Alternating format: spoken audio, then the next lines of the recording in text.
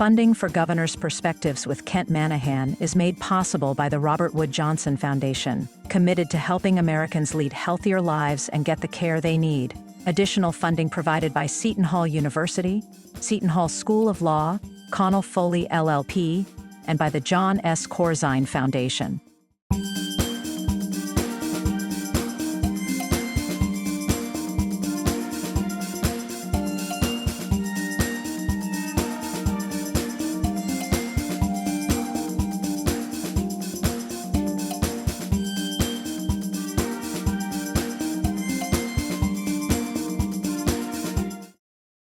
They always say we're loud, but man, with this vote, you guys just scream from the rooftops.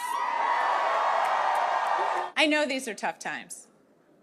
I know not everyone voted for me, but I'm working for everyone. Every single one of you. It was a hard-fought campaign, and in the end, a big win for Governor-elect Mikie Sherrill over her Republican opponent, former Assemblyman Jack Ciattarelli. The two slugged it out in attack ad after attack ad, and it was clear in the candidate debates they really didn't like each other. He's shown zero signs of standing up to this president. In fact, the president himself called Jack 100% MAGA, and he's shown every sign of being that. He said it's his job to support the president of the United States. I think as governor, it's the job to support the people of New Jersey. My opponent has put forth an illegitimate plan that isn't feasible. Even the governor, a member of her own party, has said that, I don't really think you can do that. There are 77 incumbent Democratic legislators, 52 of which are on the ballot this year, and not one has endorsed her plan. Sherrill becomes the second woman to be elected governor of New Jersey in a contest in which both candidates focus primarily on President Trump and affordability. Required campaign spending reports show this nationally watched race to be the most expensive gubernatorial election ever in this state. Most of the $200 million spent, with the final figure still to be calculated, is from super PACs, independent expenditure committees for each of the candidates. Mikie Sherrill will be inaugurated on January 20th of next year. And with us now to talk about incoming Governor Sherrill's administration and what to expect, Micah Rasmussen, director of the Rebovich Institute for New Jersey Politics at Rider University, and Brent Johnson, reporter for NJ.com and the Star Ledger. Both of you know well this was a knock-em-dead, hard-fought campaign. And even on election night, the incoming governor said it was a tough campaign, but yet she won by a large majority. Micah, what does that mean? Will she be a key leader in the Democratic Party now as a result of that win? I think she'd have to be. It's not often that somebody wins such a hotly contested race by such a large margin. I think it does give her, as she said, a mandate. I think it does give her a position of prominence in the party and a way forward. If the party wants to sort of look at how she was broadly liked by a wide cross-section of the population of New Jersey, not a polarizing figure, not an isolating figure, they would do well. There's a good pattern there. I mean, you know, yes, there was a blue wave, but you have to be swept up in it. You have to be prepared for it, and she was. Why do you think that she was so underpolled? Looking at the results of last year's presidential race, Kamala Harris won this state by 6 percentage points. Mikie Sherrill won this governor's race by 13 percentage points. Why did the polls show right to the end? Sometimes they went to 7 or 8%, but then toward the end, 3, 2, 1%. That vote was expected to be the margin of victory if she won or if Ciattarelli won. Why? It seems polling is getting more difficult in such a divided political time. And this race also seemed difficult to gauge. You had 4 years ago, Jack Ciattarelli almost beat Phil Murphy, came within 3 points. So there was momentum there. Then Donald Trump did better in the state last year, so there was momentum there. Republicans had registration gains. So it was hard to get, even though polls showed her up in almost every poll, anywhere from like 4 to 5 to 6 to 7 to 8, you had some polls that showed a dead heat. And so you didn't really know what to think. And then you heard Democrats behind the scenes saying they were worried about the campaign, Republicans saying behind the scenes that they felt real momentum. So you had to take everyone at face value and say that it really was a toss-up. At least that's how it felt. And a record number of people did come out to vote in this election, which is very interesting. But Micah, let me ask you, many in the Democratic Party were questioning Sherrill's campaign and how it was being run. Some of them were very open about it.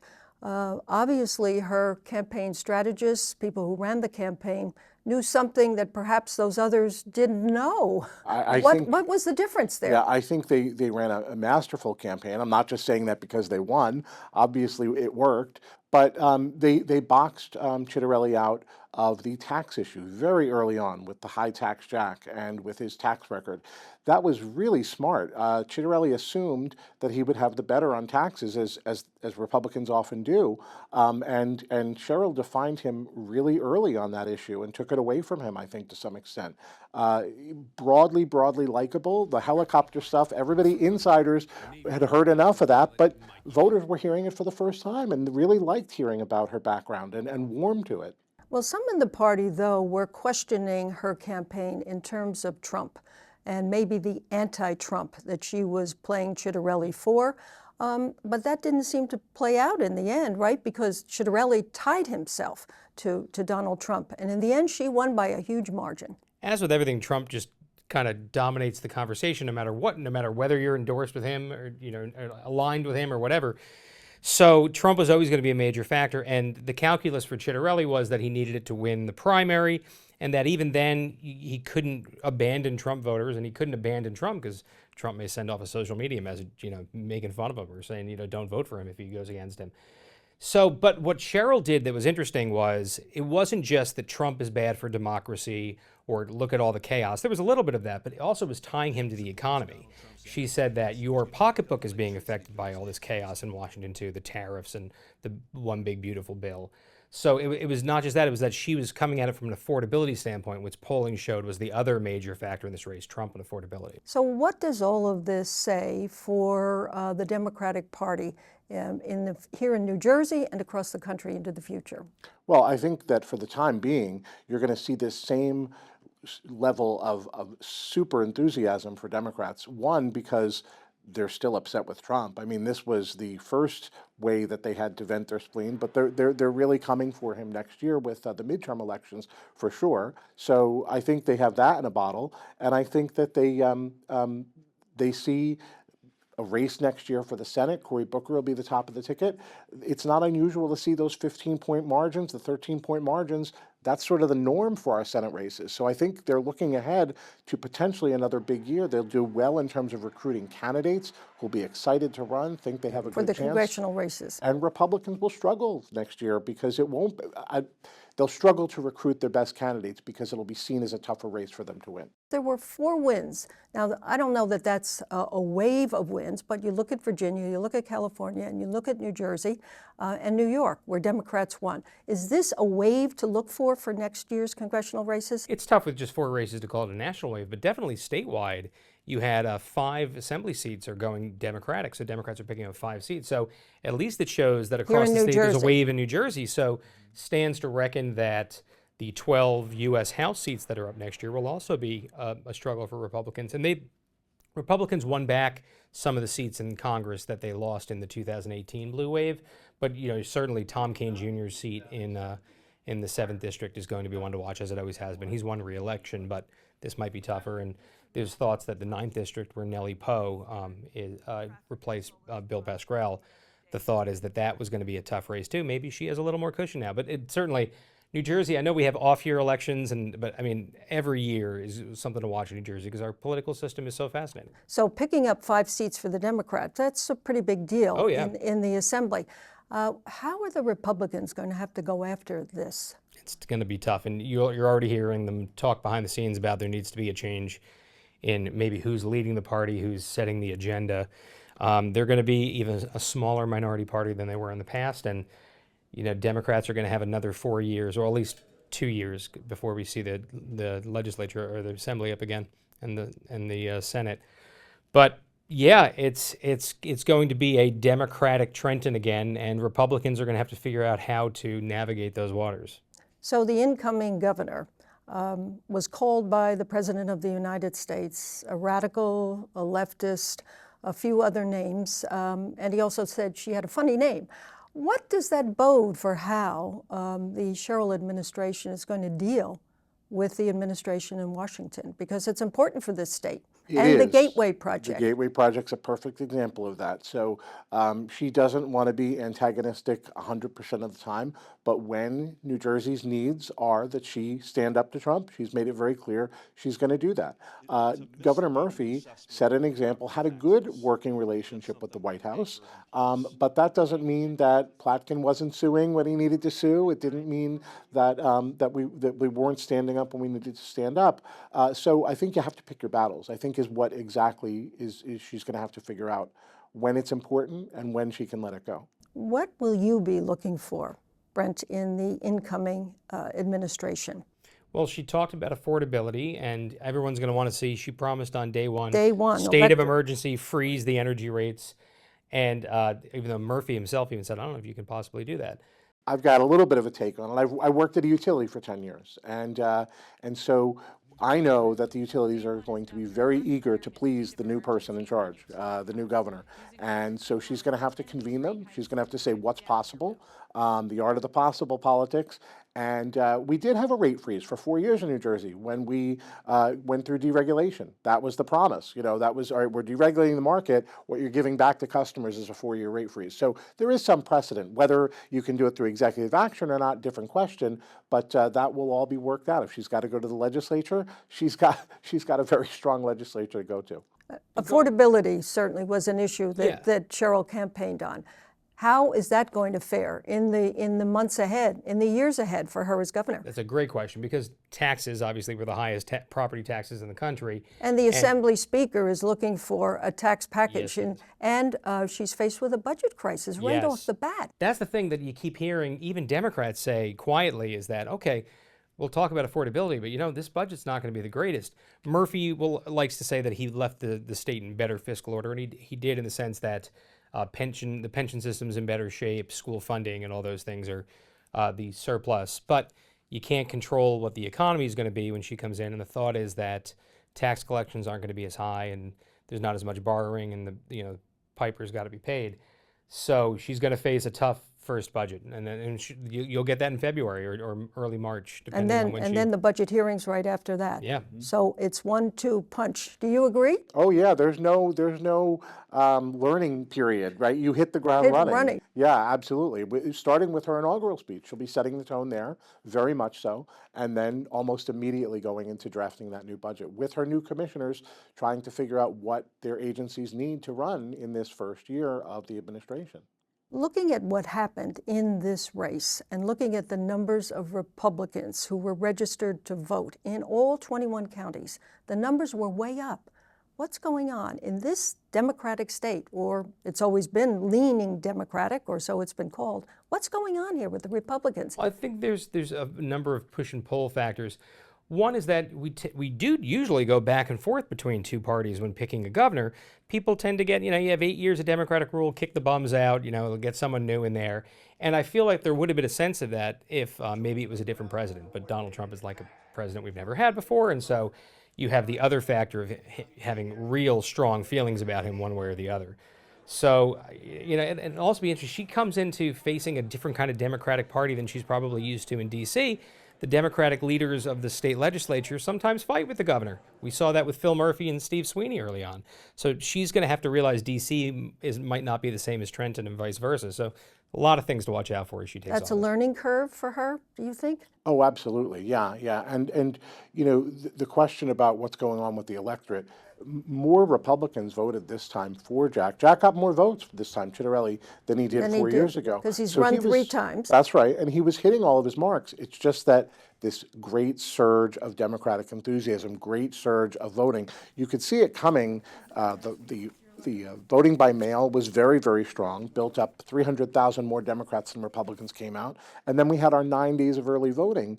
This is typically, Republicans are more willing to vote in early voting, but every day they were coming out and they were getting good votes out, but Democrats were swamping them. They couldn't get advantage at all over those 9 days. So you knew something was going on even then because Democrats made further gains. Then we got to Election Day, and hour by hour, more Democrats were showing up. That's the time for Republicans to make up that vote, and they weren't making it up on that day. So it wasn't a Republican problem so much as it was just incredible Democratic enthusiasm. Well, looking at the analysis, and there's still more to come on this race and the numbers and how people voted, but did Sherrill, in fact, get some of those Trump people here in New Jersey to vote for her? I mean, exit polling shows that the president was wildly unpopular on Election Day. There's no way to know for sure if, MAGA voters went for her, although I believe exit polling shows that there is a little bit of an overlap. And there was also some Democrats who voted for Chitterelli. The thought was more Democrats were going to want to vote for Chitterelli. That's at least what Republicans were thinking. Watch all the independents and some of the soft Democrats we're going to get. And I just think this was a remarkable political environment. It was a combination of her message and her campaign and the unusual political environment nationally that has like swamped local politics. They used to say all politics is local. Now it's all national. It's amazing. And that benefited Sherrill because Trump's in the White House. Well, all that money that was spent, $200 million and still counting. Yeah. What about all of the Political Action Committee money that came into this campaign? Will some of those folks, all of those folks, be looking for a quid pro quo? So there's different reasons people are motivated to give money. And the one that you would have to watch for that you're talking about is are the people who want jobs, who want work, right? And that's why they give. I hope that that's a smaller part of what we're talking about. I think a lot of this money at this point is ideological. You support somebody whose views you support. You want them to be in office. You want a progressive. You want a Democrat. Or you want a Republican. That's really what I think this PAC money is. The enormous independent expenditure money is not, I don't think, quid pro quo. People may be looking for her to deliver a progressive agenda or a Democratic agenda if that's what, if it was millions of dollars of Democratic money. But I think in terms of, of certainly what a new governor has to sift through as they're putting together a transition, as they're putting together a government, there are going to be lots of people who are going to have, be in line and want to be a part of it. And she's going to have to really, it'll be an early way that she'll have to learn how to say no. And she'll have to say, I'm picking the best people for the job. How should we think about all of that money for this campaign? You kind of lose track and lose perspective on how much money that is, because it's just how everything is in politics now. And you've assumed that money runs the game. So I don't think this will end up meaning the lasting record. I think probably 4 years from now, especially when someone tries to go up against Sherrill as she seeks re-election, you'll see an even greater push for it. So a lot of money to keep track. And that's what everyone thinks of politics. These all the money involved, and they all owe each other. And I guess time will tell. I'll tell you one thing tell you one thing we really have to have a debate and discussion about in New Jersey is our public financing system was meant to really limit how much money we have in our politics. We can't do that now with the Supreme Court saying you can't limit independent expenditures, right? And you can spend as much as you want on the other side, not on the campaign side. So I think we really have to question whether or not the public financing law is doing what it was intended to do, to limit money in politics. Well, gentlemen, I have to ask you about Governor Murphy, finishing up 2 terms as governor of this state. What do we know about what's next for Phil Murphy? Great question. Cue us in, please. I've been asking that of all the insiders I speak to for a long time. It's thought that maybe he'll do something with FIFA, with soccer, because we have the World Cup coming next year, but that's an immediate thing. That may not be a lasting thing. There was a thought that if Kamala Harris was elected president, he would have become ambassador to Italy, which is a job I think he coveted. That obviously didn't happen. So I don't know if there's something down the line. He's also known for being a great fundraiser. So maybe he goes back to the national party and helps them raise money. So they could have a lot of options here. But I certainly see him being involved in the World Cup coming here next year. And how do you see it? What do you hear? Well, I don't think there's anything that anybody's hearing because I don't think he's figured that out yet. But I think he will have the opportunity to wait for the thing that piques his interest. Certainly, in my head, I have sports in my head. It's something that he just really will gravitate toward and wants to do. And, when you have the luxury of being able to pick a retirement that suits your fancy, I think he'll wait. Maybe it'll be project by project. I feel like running finance on this race, and then I'm not going to do it forever, and now I'll do something in sports. I think he'll dabble.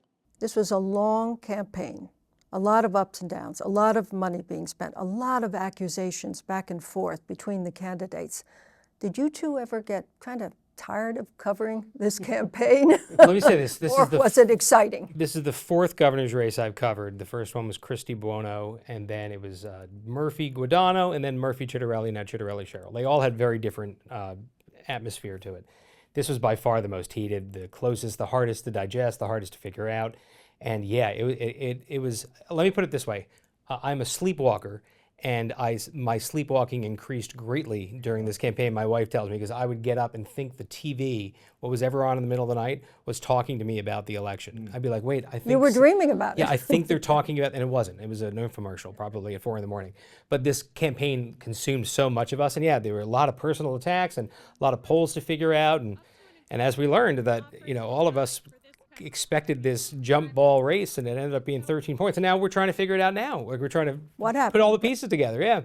So maybe it's the race that never ends. What was your side of the story in covering the race? It was exciting. It was exciting. It really was, and I really enjoyed sharing it with my students. We sponsored the first debate in the primary in February at Ryder, and we did one in September. And they got a really bird's eye view of the campaign. They got to work very closely with the candidates. It was an amazing experience. Having said that, I definitely can say that we were ready for it to be done. So given that, is this the kind of campaign we would expect in the future? Yeah, I think politics has changed. And in what way? It's become more personal. It's become, horse race have become a lot, meaning we talk about polling's just a snapshot of time, and you can't take it at face value. You have to take it at face value. You can't think that it's going to be the race, but that's what people want to know. They want to know who's winning, what's the who's in the horse race. So it's gotten so sports-like. We talk about sports. It's almost like covering. And I started my career as a sports reporter, so maybe it was good practice. But yeah, it's definitely more heated, and trying to put everything together is a lot more maddening. Is that how you see it too? I do. I think that the Sherrill campaign really was very good at getting out of the box. And, the Naval Academy story was a perfect example of this. They thought that was a story that could be bad for them. So what did they do? They hit back harder.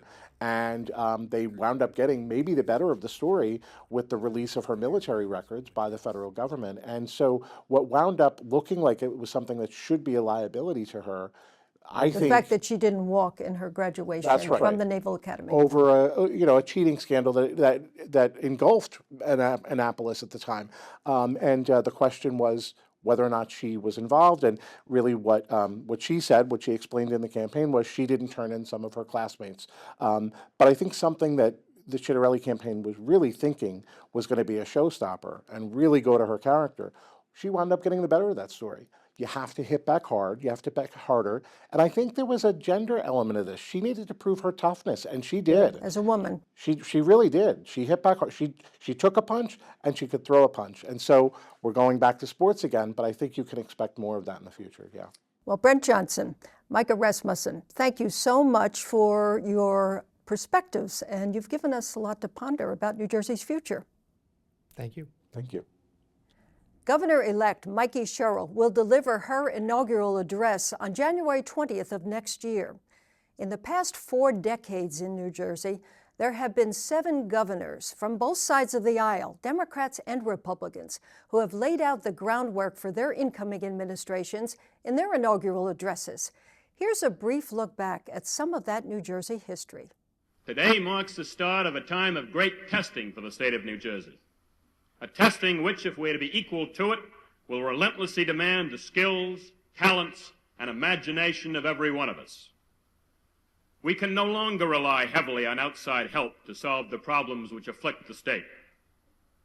The new course, charted by the federal government, is one that we must follow. Let me tell you now what my goal is, because it's a simple one. When I leave here, I want to be remembered as the governor who brought new ideas to preserve old ideals. As the first statement of my governorship to every voter in New Jersey, let me answer that question. I have just taken the oath of this office you have entrusted to me. To me, this oath means one thing. I will not hedge. I will not backtrack.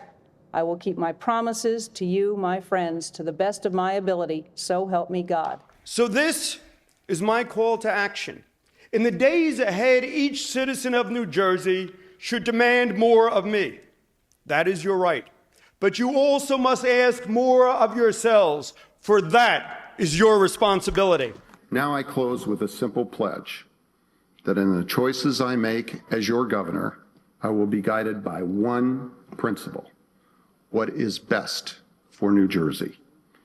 And in turn, I ask you, the citizens of New Jersey, hold me accountable. Young or old, Republican or Democrat, rich or poor, regardless of color or heritage, I promise you this: I will work every waking hour of every day to build a better life for all of our citizens. And as diverse as we are, we share common challenges, common cause, and a common bond. Together we have been through so much, and together we will seek a brighter tomorrow.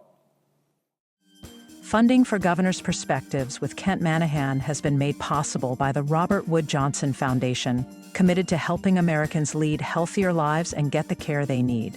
Additional funding provided by Seton Hall University, Seton Hall School of Law, Connell Foley LLP, and by the John S. Corzine Foundation.